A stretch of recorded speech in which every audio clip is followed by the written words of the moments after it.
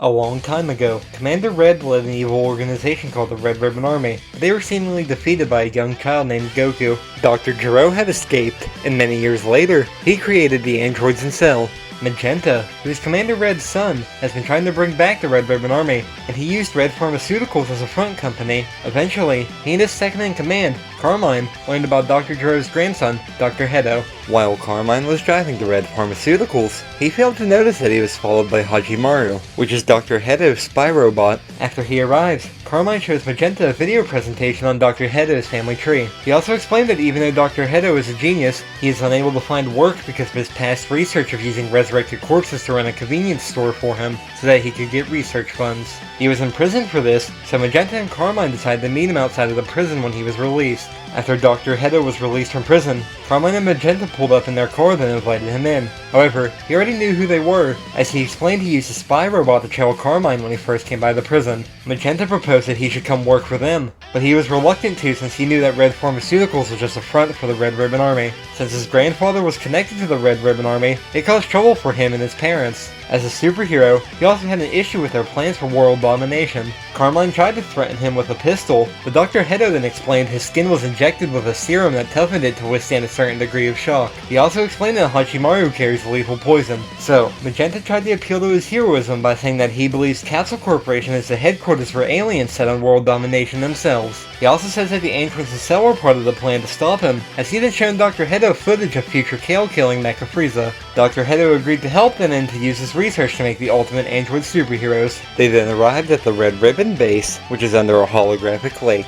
6 months later, Piccolo and 18 were training a 3-year-old Pan. Since Kale and 18 lived by the lake, when Piccolo got his house built there, Pan spent more time with all three of them. So, Kale and 18 would have helped Piccolo in training her as well. Regardless, they were trying to teach her how to fly, but she hasn't been able to do so yet. They told her not to worry, as it would come to her naturally. She then asked if her dad could really be stronger than people like Kale. She only asked about Kale in this timeline, since she never met her grandfather, Goku. While Piccolo says that he could be, he isn't sure about him currently. Even though Gohan did unlock his beast form earlier since he trained with Piccolo in 18, he slacked off after the Tournament of Power. Anyway, Pan then went to kindergarten, so Piccolo and 18 returned to their houses. Videl then called Piccolo and asked him to pick up Pan after school, since she had to prepare her school for a martial arts tournament and Gohan was busy with his research. Piccolo then went to Gohan's house to ask why he couldn't pick up Pan, but he tried to explain his research, though Piccolo wasn't interested. Piccolo retorted by asking if his research was more important than family, as he implored Gohan to train in case evil showed up again. Gohan tried waving this off, as he said things would be fine since Kale and Vegeta were around.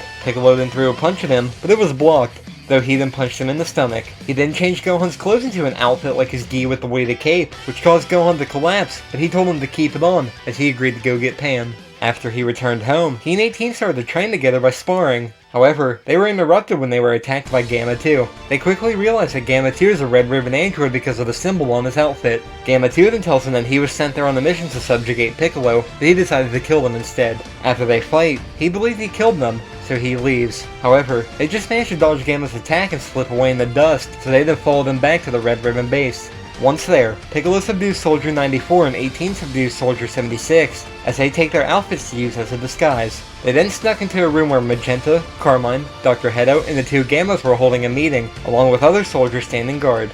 Gamma 1 was chastising Gamma 2 for not confirming their death, as he then revealed through the camera footage that Piccolo and 18 got away. This angered Magenta, since if this revealed their identity to the enemy, they'd have to speed up their plans. He tried to tell Dr. Hedo to finish his work on Cell Max, though Dr. Hedo insisted the two Gammas could handle it, and he also said that Cell Max's control system isn't finished, so he could easily turn against them. After overhearing this conversation, Piccolo and 18 slipped away to call Bulma. Once Piccolo called Bulma, he asked where Kale and Vegeta were, but she said they're training with Beerus and Whis. So, he asked Bulma to contact Whis, as he then took off to go to Korin's tower and get sensu beans. On Beerus' planet, Kale and Broly were in a training match together, though he started to get carried away, which Kale had him back down, so he didn't run rampant.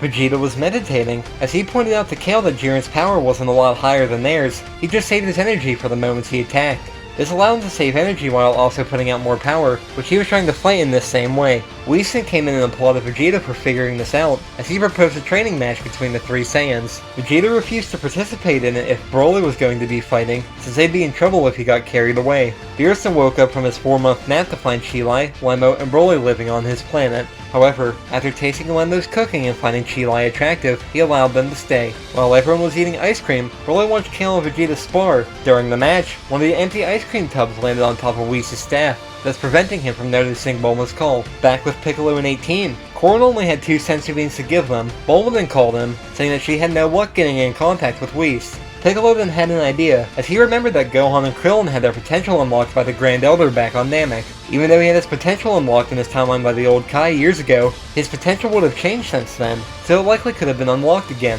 So, they flew up to the lookout and asked Dende if he would be able to do the same thing for them. Dende couldn't since he is too young, but he upgrades the Dragon Balls to be able to do so. They then wondered if they could get the Dragon Balls in time, but Dende said Bulma already has them collected, so they go to the Capsule Corporation.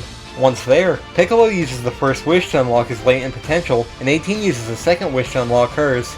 Since Piccolo already has access to the orange form in his timeline, Shenron can't throw it in as a bonus. Bulma then used the third wish for a minor cosmetic change, however she then realized that she could have used that wish to bring Kale and Vegeta there. Piccolo chastised her for this, but she pointed out that he didn't think of it either, so he and 18 then flew back to the Red Ribbon HQ. Magenta and Carmine were still trying to hasten their plans, as they devised a plan to lure in Gohan next. Since they know he has a daughter, they decide to kidnap her to lure him there. That way they don't unveil themselves to the public. Piccolo and 18 then volunteered to go on the mission to kidnap her, as they claimed to be familiar with her. They were then paired up with Soldier 15 for their mission. Piccolo figured a staged kidnapping like this could be what it takes to snap Gohan back into action. When they arrive at the kindergarten, 15 tries to claim he's there to take Pan home, so she knocks him out. But she recognizes both Piccolo and 18, as they then take her and the unconscious 15 back onto the plane. Once on the plane, Piccolo shares his plan with both 18 and Pan. They then deliver her to the Red Ribbon base where she feigns terror in a recording that would be used to lure Gohan in. 18, Piccolo, and 15 then go to Gohan's house to deliver the message. Gohan wasn't bothered by 15 holding him at gunpoint,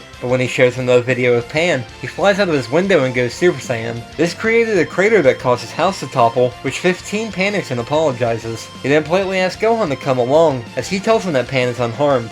Once they arrived, Gohan immediately rushed towards Pan, but she was at the top of the tower, which was behind a crowd of soldiers, the higher-ups, and the 2 Gammas. Gamma 1 intervened and began to fight Gohan, but even as a Super Saiyan he was at a disadvantage. Piccolo and Pan then feigned a performance where he acted like a soldier, as he then lifts her up by her collar and threatens her. To his surprise, the 2 Gammas protest his actions, as superheroes don't threaten kids. Regardless, this causes Gohan to go into his ultimate form, so he begins to gain the upper hand over Gamma 1. Gamma 2 then jumped into the fight as backup, but Piccolo still stepped up first, leaving 18 with Pan. Once he goes into his ultimate form, Gamma 2 puts him on the back foot again, as he uses more of his power. He was momentarily defeated, and he fell into a crevice, but he then unlocked the Orange Piccolo form again. Afterwards, he then knocks Gamma 2 out with a single punch. Pan and 18 then began to plow through the Red Ribbon soldiers together. As the Gammas lost their advantage, Magenta and Carmine started to retreat. Since Carmine was being threatened by Pan, he fired a gun at her, but she dodged all his shots. The Gammas were outraged at this, and they realized that they've been had, so they stopped their fight with Gohan and Piccolo.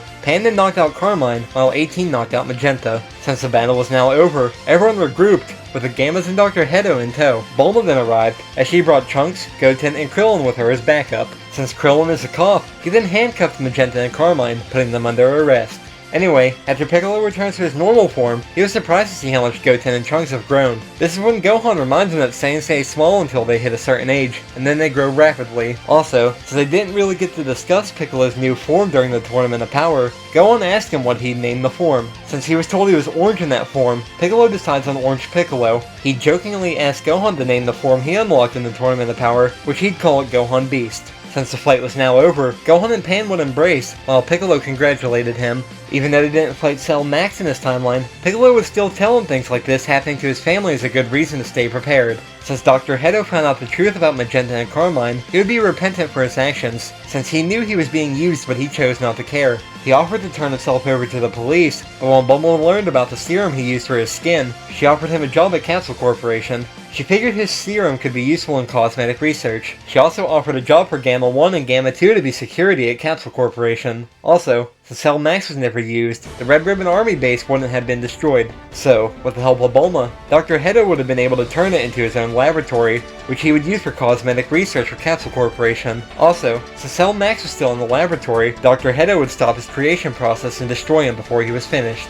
Afterwards, since the latest threat was now dealt with, Pan happily flies around everyone. In a post-credit scene, Kale and Vegeta were so exhausted from their fight that they could barely move. He then threw a weak punch at Kale, which finally toppled her over. As Vegeta falls to the ground, he happily declares that he finally won. Chi-Lai was happy that their dull fight finally ended, though Broly and Lemma were moved to tears by this fight, which Chi-Lai called them morons for. As for Beerus, he fell asleep at some point during their fight. Whis got up and noticed that he had a call from Bulma on his staff, which when he asked if she needed help, she said she did hours ago. He then apologized, as he said that they had an ice cream related mishap, so he didn't ask if she had any food for him. She said that she did, but it's already cold, so maybe next time, which makes Whis curious what he missed.